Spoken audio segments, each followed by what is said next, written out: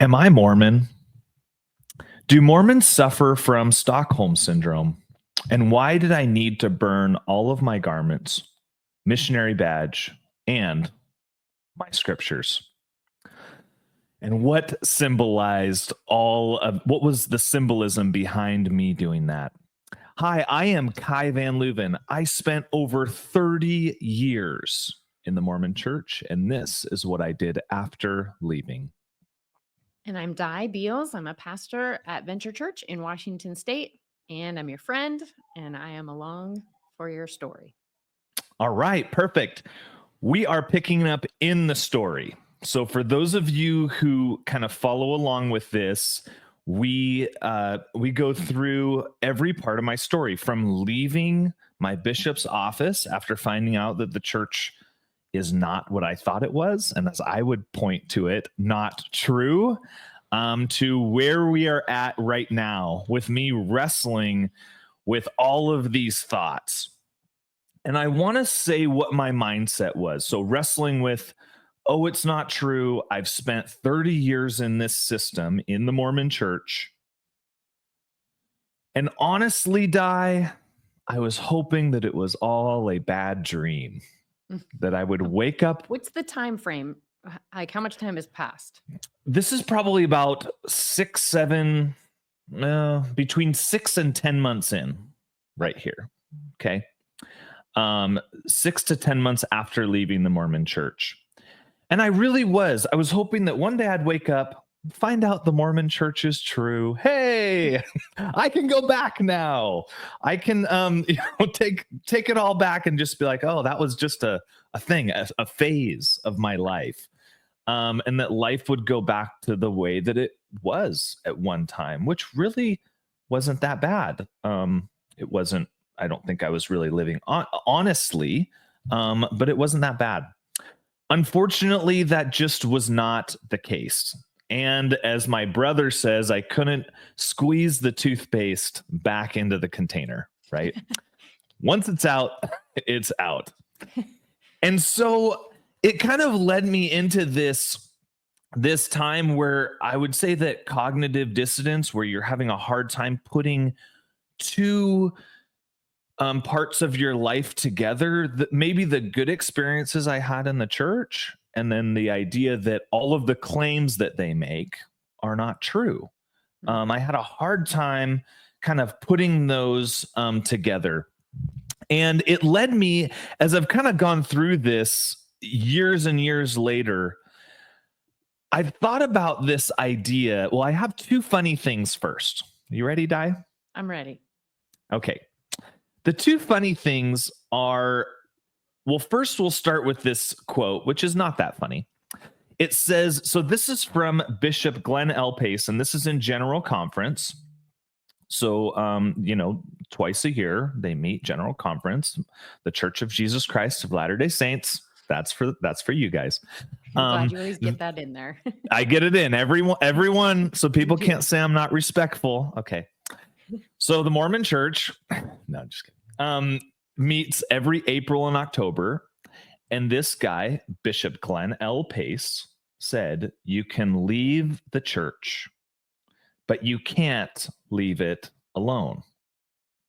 Okay, so he's talking about the Mormon Church. You can leave the Mormon Church, but you can't leave it alone. All right, well, Di, let's go to maybe a little more funny meme here. And so for those of you who cannot see this, who are listening to this, there's a meme of a family all sitting on the couch watching General Conference on their TV. So imagine they're looking at their TV watching General Conference. You have one kid looking on his phone and somebody looking over his shoulder. You have another kid asleep next to him. You have a parent asleep next to them. You have one other parent up against their spouse, like leaning up against their spouse, kind of snuggling. She's asleep. And then you have one guy watching on the end. Okay. And so that's the top of this graphic. And it says Mormons during General Conference. So you have all these people. Seems like it's compelling. Yeah. All these people not paying attention, asleep, and then maybe one guy on the end who's, slightly dialed in. Okay. And so that's Mormons during General Conference. And then below that, it says it's a SpongeBob scene. Okay. And you have SpongeBob with binoculars looking. And then whatever the orange pink Patrick. thing is. His name's Patrick. Oh dear. I know nothing about this world, but I do see SpongeBob with binoculars and he's taking notes. Patrick is taking notes. And then it says in this portion, ex-Mormons during General Conference. And SpongeBob is saying, write that down. Write that down. Okay. Which is true. Mormons do have more ex-Mormons during General Conference. I remember I honestly tried to watch every single session. If I fell asleep during just one of them, I think I would feel good about that. Okay. I would, but I tried. I sat there and I carved the time out and tried to listen to it. But ex-Mormons, every single thing that is said that is maybe a little bit off or even any change to theology, they are right there. And they're there to talk about it and to have a discussion on it. And I'm no different than these people. I've gone through every conference talk since I've left the church. I've read over every single one, which is kind of a funny thing. Even after leaving the church, just to kind of look through it and see what's changing and all of those things. And so Glenn L. Pace. The quote by the bishop. But yes. Is that what he means by it? Like you leave the church, but you're going to keep coming back for more? Yeah, you'll never mentally leave it. Right? You can leave the church, but you can't leave it alone. Oh. And where I want to set the table with this is a lot of ex-Mormons have come out of the church with a lot of trauma. They've come out of it with a lot of like believing one thing, like I did, believing that the church was true, all of the church claims, and then kind of that all being pulled out from underneath you, but still having a little bit of a footing in the church. Okay. And it reminds me in a way, I'm not trying to say step for step, but in a way, it reminds me of Stockholm Syndrome. And Di, when we were kind of in prep for this, just right before we hit record, I asked you if you were familiar with the Stockholm Syndrome. Sure am. You want me to enlighten you? Well, no, because that would really be putting you on the spot. But if you know certain... Di is a psych major, which, right? Which isn't saying a whole lot, just undergrad. But I mean, I think Stockholm Syndrome at its most basic to you and I would mean that the bond that a captor and a captive would form. So the captive forms this unnatural bond with their captor. And that's very curious because they're being held against their will, but yet they're bonded. Yeah. Yeah, and I think that even after that bond breaks, which is kind of what we're talking about, right? There is still maybe some lingering effects. Let's give some background for people who aren't really familiar with the Stockholm Syndrome.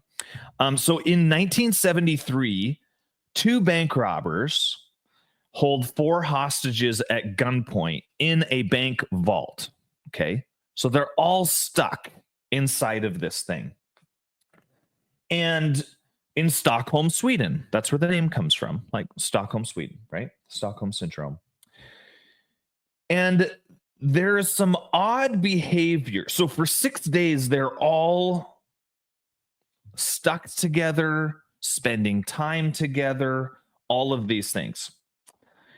What's odd about these hostages, after this whole thing is negotiated and people are able to go back to their families and all of these things, all 4 of the hostages refused to testify against their captors in court. All 4 of them said, no, we're not going to testify against them.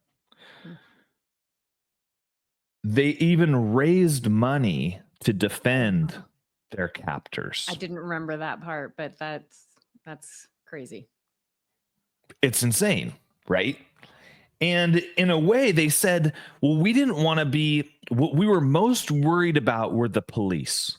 What we were most worried about was that they were going to shoot us and hurt us, and that they were the real threat here. Oh, gosh. Now, right? So the person that was keeping them captive was the hero. Mm-hmm. And the threat were the people that were trying to help. Okay. And so I always like knowing like why. Like they had this intimate time with their captors where I think their captors were pretty kind to them and nice to them. One of the guys who was kind of keeping them hostage here said, if they weren't so nice, then I probably would have killed all of them to begin with. So he also developed kind of a bond with these people as well. But he said that he showed them love and compassion, the proverbial love bombing, right? Like showing them just tons of love and doing that. He also was able to maybe indoctrinate them a little bit. He every time that the police did something wrong, he was like, see how you're unsafe without us? The police are the real problem. See how you're unsafe? You know, like the cops would botch trying to come in and rescue them. And they would say, see, they're just shooting up the place, right? So they created this type of brainwashing for them. And he also made it so that they could contact their families more. So like he brought a phone down and hooked it all up so that they could call home to their families and see how kind I am and letting you, you know, do this. So there's this really interesting connection that's made between the captives and their captors. And I just listened to a documentary because I became really interested in this over the week that I've kind of been preparing some of my thoughts. And even to this day, like we're talking about, this documentary was made like 5 years ago. They still sympathize with their captors. Wow. Isn't that crazy? It's a great foundation for conversation and where I think you're going to take this. So I wanted to touch on I did an interview with Nathan Hinckley, who's kind of blown up in the ex-Mormon space recently. And I did an interview with him. It's on our page and some of our videos with Nathan Hinckley. And I asked him, I said, Nathan, knowing everything that you know now, he feels probably pretty similarly to how I feel and how a lot of ex-Mormons feel. I said, if you had to just pick a church to go to, where would you go? And he said, well, I guess I'd go back to the Mormon Church. Wow, and how I did think you react to that? Oh, if you guys watch, not because it helps our channel, I mean, it does, but I laughed so hard. Like I could not even believe it. Like I was like, oh, he's joking. And then he was serious. And I was like, oh, he would really go back to the Mormon Church. And I think at a point, maybe I would have, if I could have just said, oh, I can take the fact that they're not telling the truth. I can swallow that. Because there's all these other nice things, Well, this lines up with the episode we did 2 episodes ago where we answered one of the reader questions where our reader, our commentator said, Christianity is basically so wild to me and there's so many ridiculous things. I'd rather just go back to the Mormon Church because it's familiar. I'm paraphrasing. Yeah. Of course, but. Yeah. And in this, I guess the connection I want to make is Christianity is the cops. Yeah. Mormonism is the captors, right? Mormon leadership is the captors. And it's like, and I think a lot of people can't see that. I mean, at least I couldn't. And maybe I'm kind of jumping a little bit in my thing, but yeah, I just think a lot about that. Like the people who are dishonest are the same people that a lot of people still align with in their theology. Mm-hmm. And can I interrupt you for 1 second? Yeah, go ahead. I I think that that statement is really heavy and controversial, but important.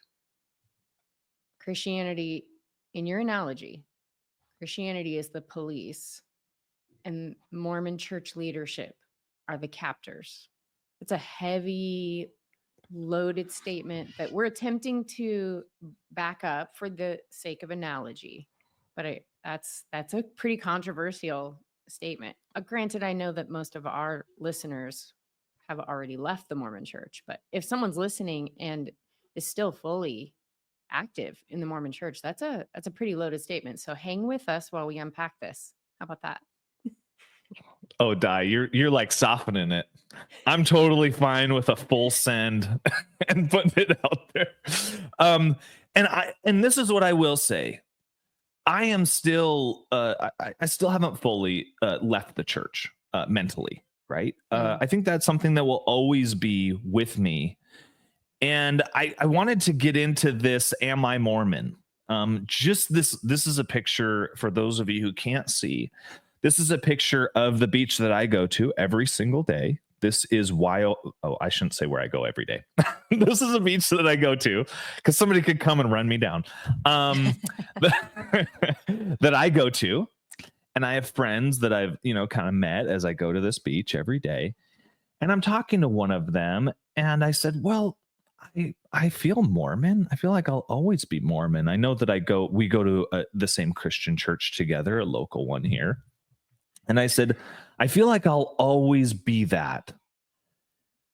And I kind of caught myself.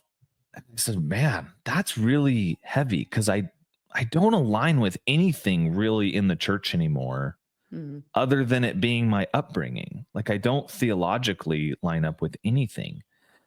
And I guess I've left the church, but I guess I'm not really leaving it alone. And so I am not trying to throw any, "Oh, see, you haven't moved on, people." I'm not trying to say that at all. I'm just saying that it's a really hard thing when you have been taught something your whole life. I won't use all the negative terms. When you've been taught something your whole life, and then you're trying to change and you're trying to do something a little bit different. And I always just feel like people in the church, Nathan Hinckley, myself, other ex-Mormons, they will rag on the church all day long. It's false. They're not teaching the right things. Like, they're telling a history that is not correct. For those who are kind of on the left end of the spectrum, they don't treat people, LBGTQ people. I mean, you could go through all of these things that people say, I completely disagree with the church on. But yet there are things that they hold on to, and they say, "Oh, I actually like this side of it," or this is still part of my theology, whether that's does any of that make sense at all? Sure. Like, yeah. I mean, I think you could put that in different contexts. Let's say a child is raised in a family that's very racist. You can come to a point where you realize that's incorrect beliefs and thinking, but it's hard to undo what the foundation of your life includes. So I mean, that is basically deconstruction in a healthy way, where you break things apart and look at them and go, is this actually correct? Am I building myself on something healthy and correct? So yeah, deconstruction's hard work. Yeah. Deconstruction without dynamite is hard work. Yeah. Well, and you can nuke it all. And I mean, go through a whole bunch of things, right? Live a lot harder lifestyle. You could turn to drugs. You could turn to, right, all sorts of pendulum other swing things. The whole other direction. Yep. Go the other way and try that out. Or you can kind of try to reconcile it, which I think is a healthy way that a lot of people try to do it. Anyways, so let's get into the story. We've kind of set the table for where we're at. And so I'll zoom into where I was. I'm 6 to 10 months, as we've kind of put it in the time frame. And I am thinking to myself, okay, Kai, you're out of the church. Your life is kind of crazy. Let's hold to something that you absolutely love. So I decided that I was going to coach, decided I was going to be a wrestling coach. The rest of my life, Kai Van Leuven was going to be a wrestling coach, teaching kids how to be the best. Now, at the same time, my high school wrestling coach, legendary coach, the best in Washington state history, is about to retire. And he's like, Kai, I would love for you to take over my job as the head wrestling coach of Lake Stevens High School. I said, wow, this timing is really lining up. This is great. My life's kind of in crisis and he's retiring. So I saw that as a really good opportunity for me. And so what I did is I started reading books about coaching, and I got into this book about Phil Jackson. Now, a lot of us are familiar with Phil Jackson, but for those of you who aren't big sports people, Phil Jackson coached Michael Jordan during his heyday and won, 5 championships with Michael Jordan, and then left and was with Kobe and Shaq, Shaquille O'Neal, Kobe Bryant, right? And won 6 more NBA basketball championships. So he won 11 NBA championships. So I'm like, wow, if there is something to read about Phil Jackson, I'm going to read that about coaching and about, how to coach people. How to win, which if you know me, I want to win. So I start reading this book, and it's really interesting. He goes through this whole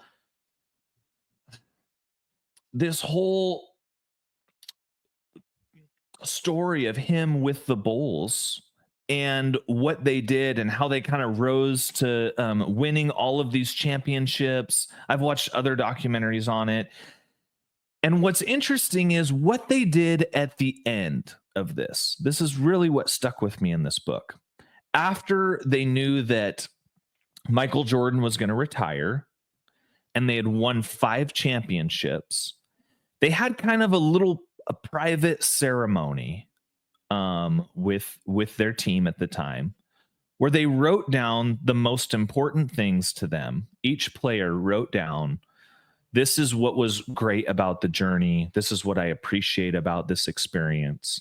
And they had a little, I visualized it as like a little coffee can, and they started a little fire in it, and they burned it. They burned each piece of paper that was kind of a symbol of that era and what was important to them about it. And it was a way for them to kind of have closure in their career for a lot of these players of what this Michael Jordan era was for them.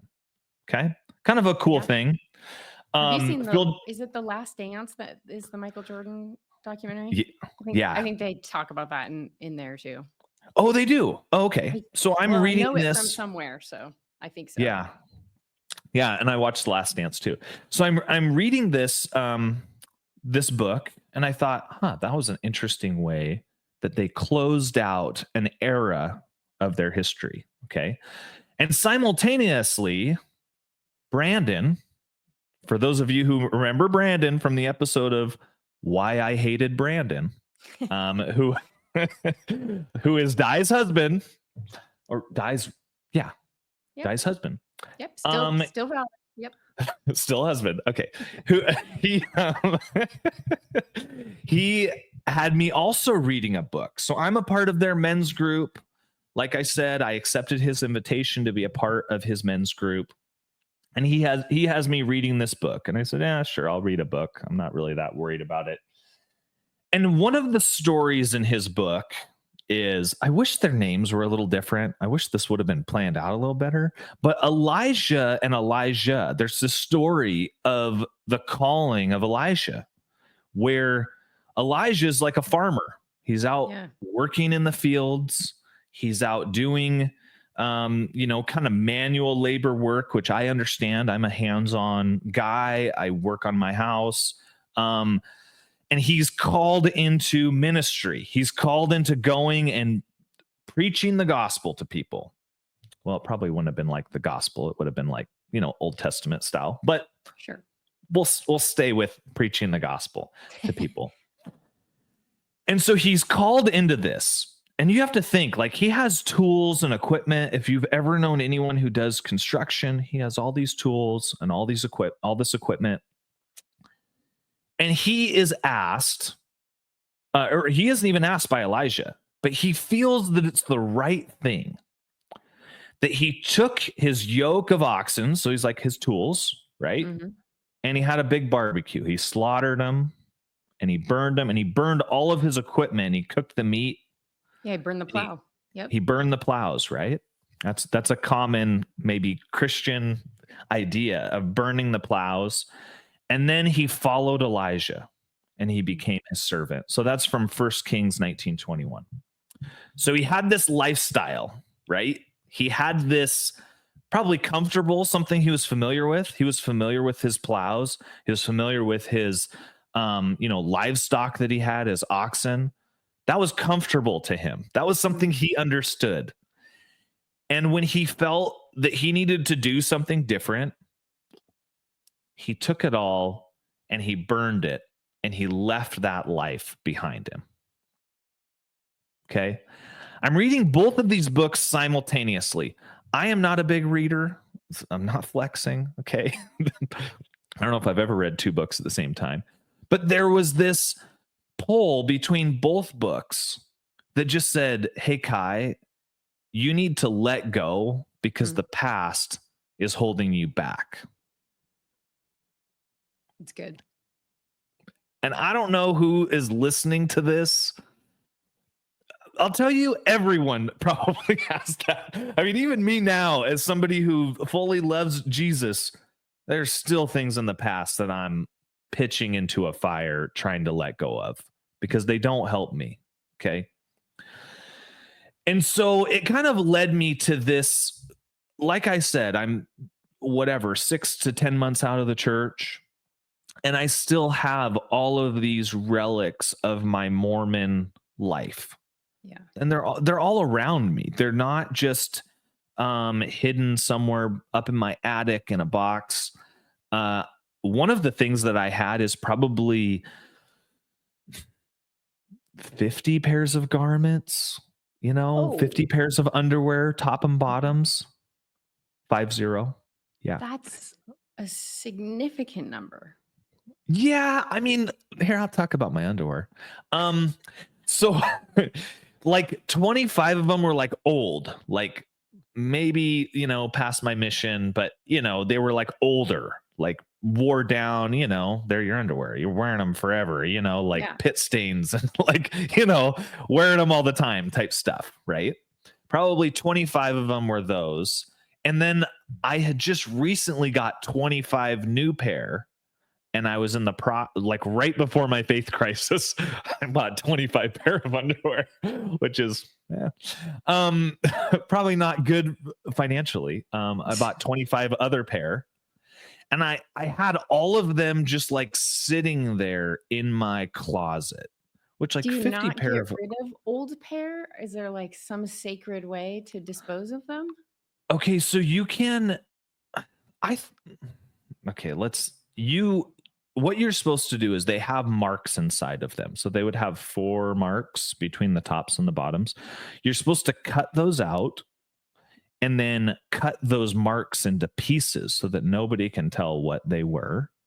And then you can use them for anything. You can use the rest of the material for even dishcloths or like rags for changing your oil or whatever. Once the marks are out of them, it doesn't matter.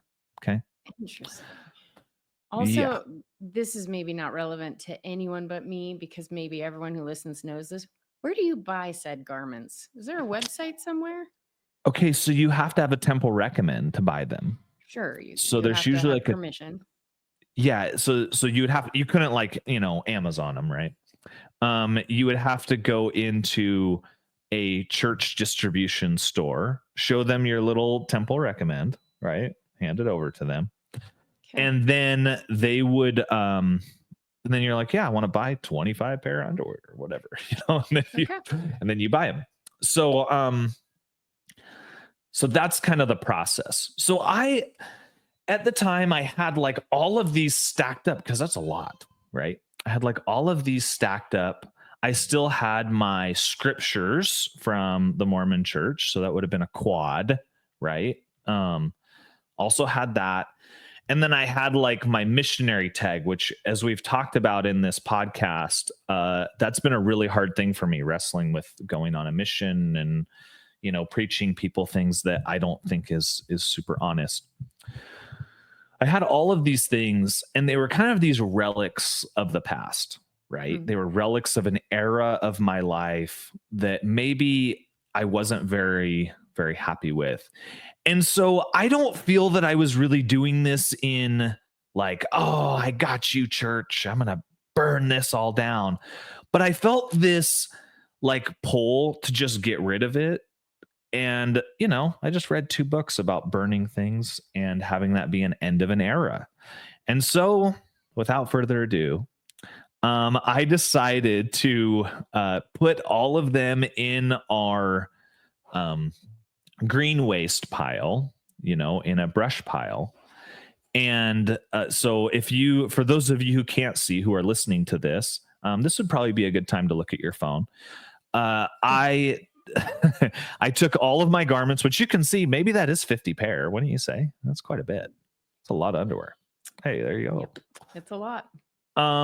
So I have all of those. You guys can see the new ones in the packaging that have never been opened. I put all of them in there. I put my missionary tag, which if you zoom really far in, you can see Elder Van Leuven, Church of Jesus Christ of Latter-day Saints. And then I put my quad in there, my Book of Mormon, Doctrine and Covenants, Old Testament, New Testament, Pearl of Great Price. Put all of that in there in the fire, and then started it up and watched it all burn. You know, Brandon and I have done this in our past as well. Really? Yeah. I didn't know that at all.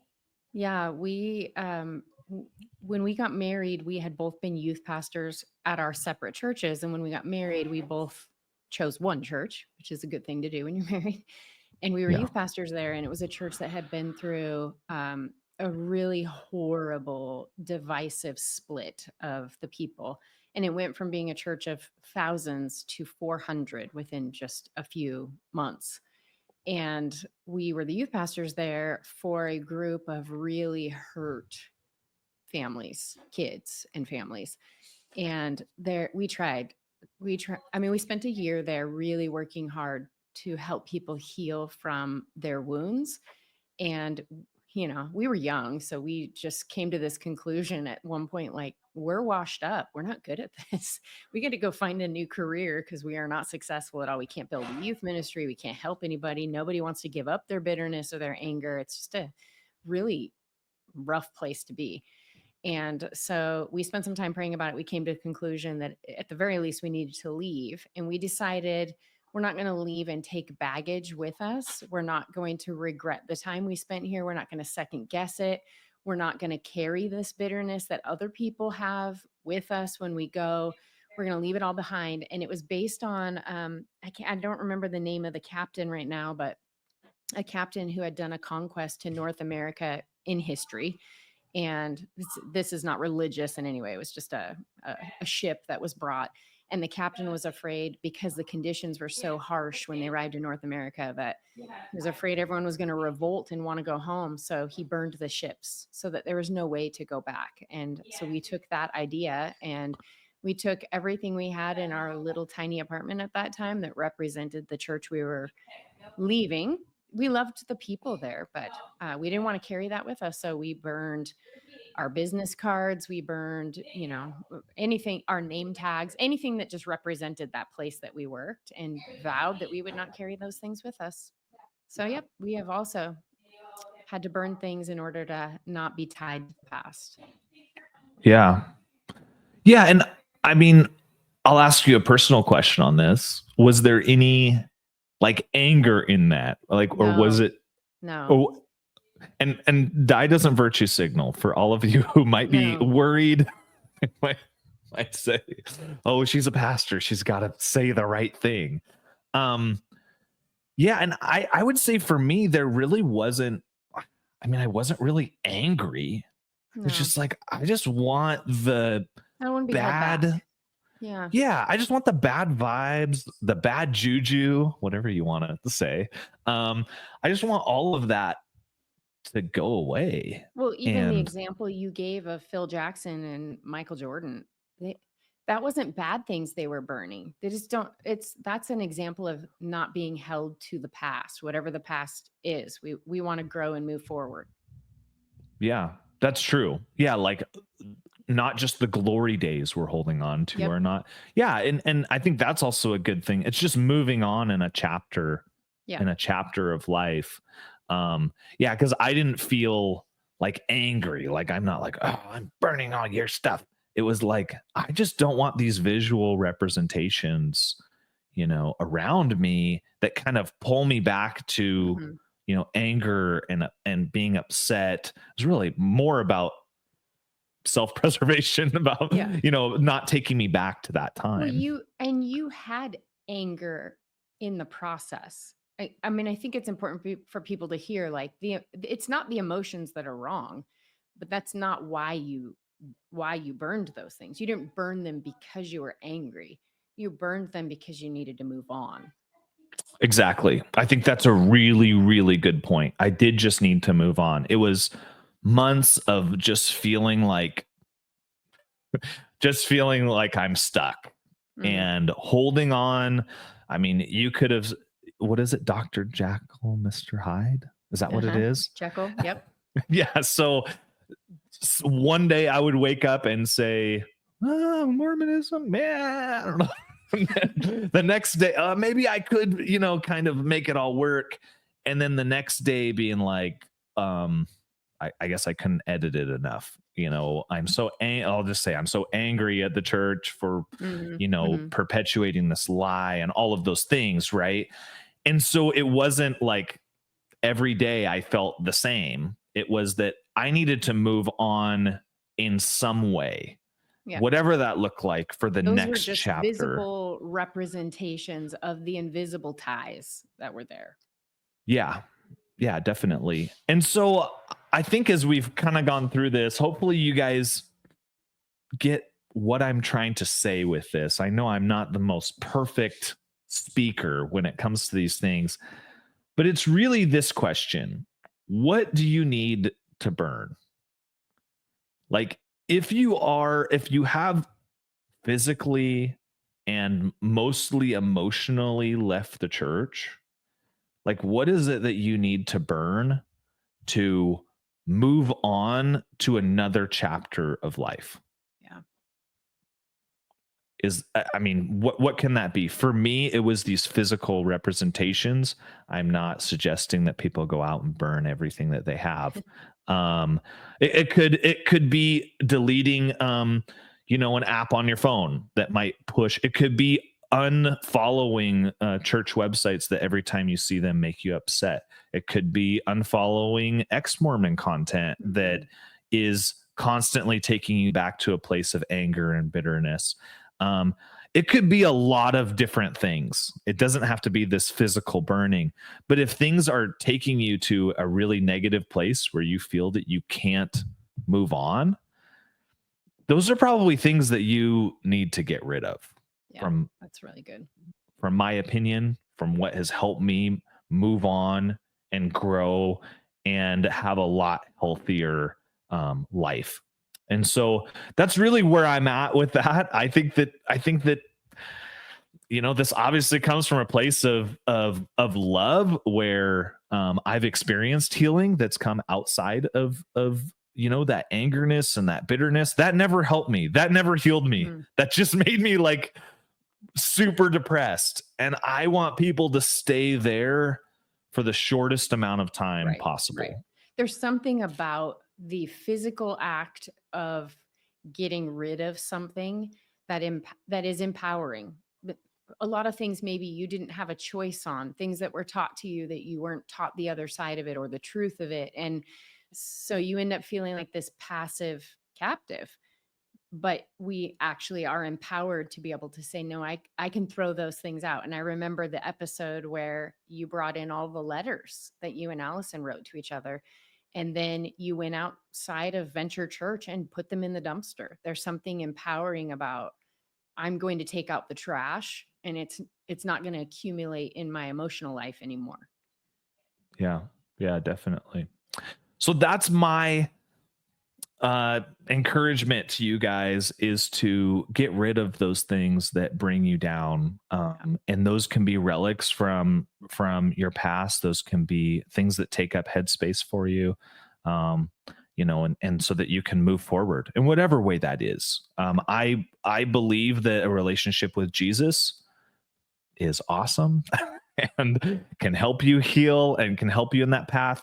But even if that's a road that you do not take, I think that getting rid of the hurt that can come from relics of your past, I think can be really healthy and can help you move forward.